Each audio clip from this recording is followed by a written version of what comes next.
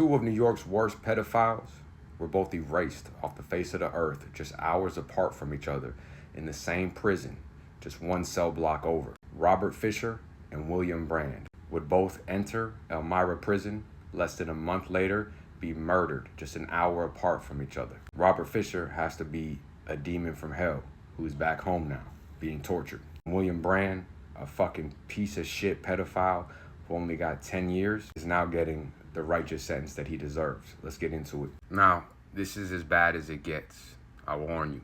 Fisher, the piece of shit, 34 years old, was convicted of drugging and raping and murdering a 3-year-old little girl. This piece of shit would drug a 3-year-old little girl after he stole the prescription medication from the mother. She would leave him there alone with the child, where he would drug the 3-year-old, beat the 3-year-old, and rape the 3-year-old. And I know I have talked about this piece of shit before, but now that I have the details on exactly what happened to him, on behalf of the Rensselaer Police Department, I would like to announce the death of admitted child murderer, rapist, and predator Robert Fisher. The detective went on to say, "I already see comments online expressing joy and relief from the news of his death." He also said, "Being careful not to express my personal beliefs on a professional platform, I will say that I would find it impossible to compose a rational, articulate argument in opposition of those expressing relief. It appears that justice was ultimately served by a power much greater." That's coming from the police chief. Obviously, he's saying that God dealt the final justice. However, what he's saying is that prison justice was ultimately any higher form of justice that he can ever administer. And then you have this piece of shit, a New York man named William Brand, who's accused of sexually assaulting multiple children. And it was after multiple victims came forward, they finally arrested this piece of shit. This piece of shit will be charged on April 22nd and charged with predatory sexual assault against a child, second-degree sexual conduct against a child, and first-degree sexual conduct against a child.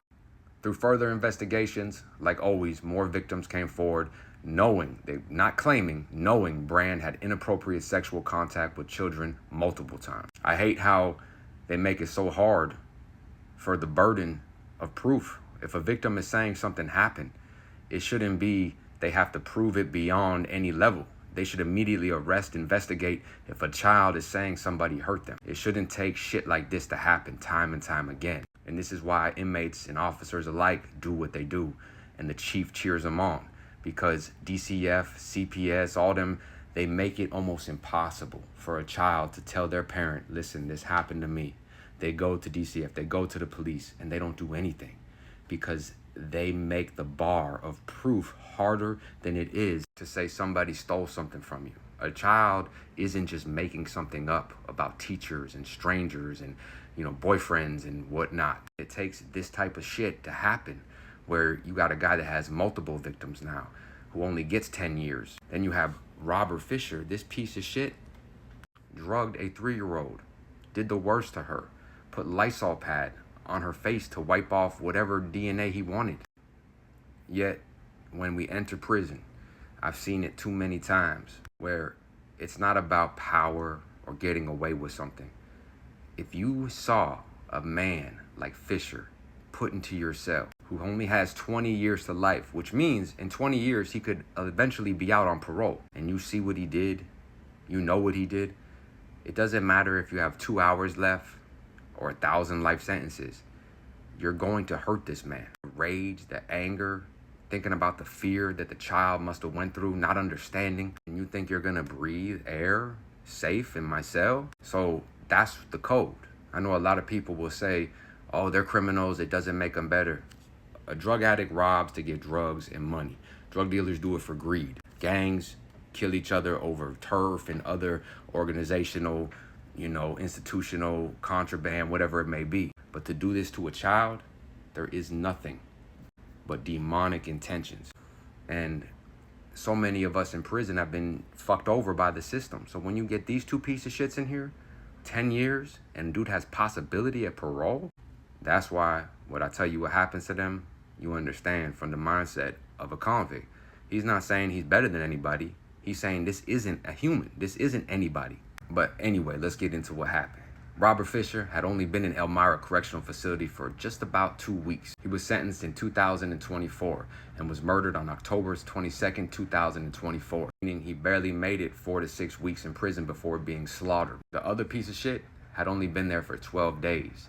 He arrived for his Chomo crimes October 10th and was whacked October 22nd, 2024, less than 2 weeks inside. Both were killed almost immediately after entering general population, showing their deaths were expected, allowed, and orchestrated. So the first one that got whacked is the biggest piece of shit I've ever come across, next to Javar's butts, about neck and neck. At 1:45 a.m., Fisher was in D Block, housed with an inmate who had been in Elmira for over 10 years. At some point between 1:40 a.m. and 1:50 a.m., he was strangled to death using a bedsheet or garroted with a makeshift ligature. No alarm was raised, no guards intervened.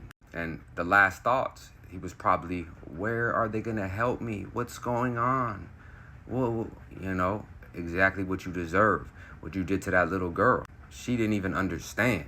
You knew what you were feeling. You knew why you were dying. And as the inmate timed it, based on the tear check and the constant consistency of the officers doing the same thing at the same time every day, he knew they wouldn't be back for a while. Finally, his cellmate walked to the front of the cell afterward and waited for the body to be found during the next check. And that would be the end of this piece of shit right here. But over an hour later, another Chomo would come to a violent end.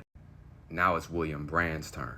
At 2:52 a.m., just about an hour after the strangulation death of the Chomo rapist piece of shit Robert Fisher, William Brand would have his turn at justice. Being housed in E Block, which is just one tier above where Fisher was viciously murdered, he would be found dead on his bunk during a routine check. Cause of death was blunt force trauma to the head, likely from repeated strikes with a prison-issued padlock inside a sock. Lock in a sock. One of the most vicious weapons to beat someone to death with. It's a weapon that is obviously very brutal and primal and, very savage and easy to make. However, it's a very personal vendetta weapon.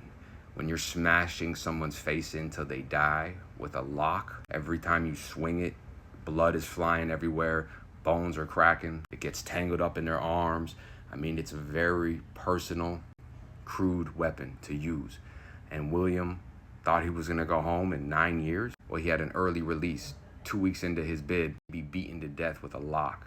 There were no signs of struggle, meaning he was either asleep or caught off guard. Just like the other cellmate who killed the worst piece of shit Robert Fisher, his cellmate was calm when the guards arrived, making no effort to resist. And usually the way it happens in prison, when you have the lock in the sock, what I've seen is when they catch a Chomo in their sleep or somebody they're trying to hit, they hit them as hard as they can while they're sleeping, and they just keep smashing them and smashing them. And the amount of just velocity and power from standing over someone with the leverage of a weighted sock with a metal object in it as you swing it with bad intentions is what these Chomos deserve. This piece of shit was hurting little kids, getting away with it. It took multiple victims to come together and tell what happened. He gets to prison thinking he's gonna go home in 8-9 years, go back to hurting more children. Instead, he wakes up and gets put back to sleep by a padlock. It is said that both Fisher and Brand should have been in protective custody, but they were left in general population despite their crime. No emergency calls were made from the tiers where they were killed. Obviously, the guards' rotations were predictable, giving the killers a clear window to act. Security footage likely captured movement or signs of struggle,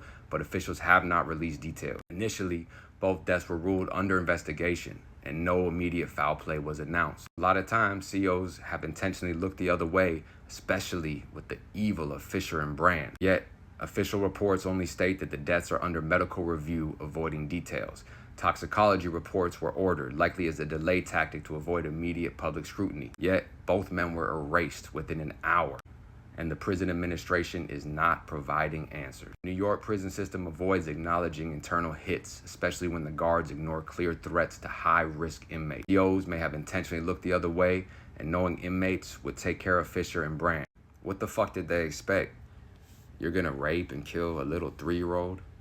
You're gonna go and molest kids all over and think you're gonna come to prison around some of the most broken men that are missing their families? 1 in 4 inmates have grown up in a house where there's been some type of sexual assault, where DCF has fucked them over, CPS has fucked them over. So a lot of times people can act like they're doing it for the right thing or reputation. However, sometimes that's that little kid in them, that little boy seeing that rage, remembering their sister or them, and taking them out. Stay free.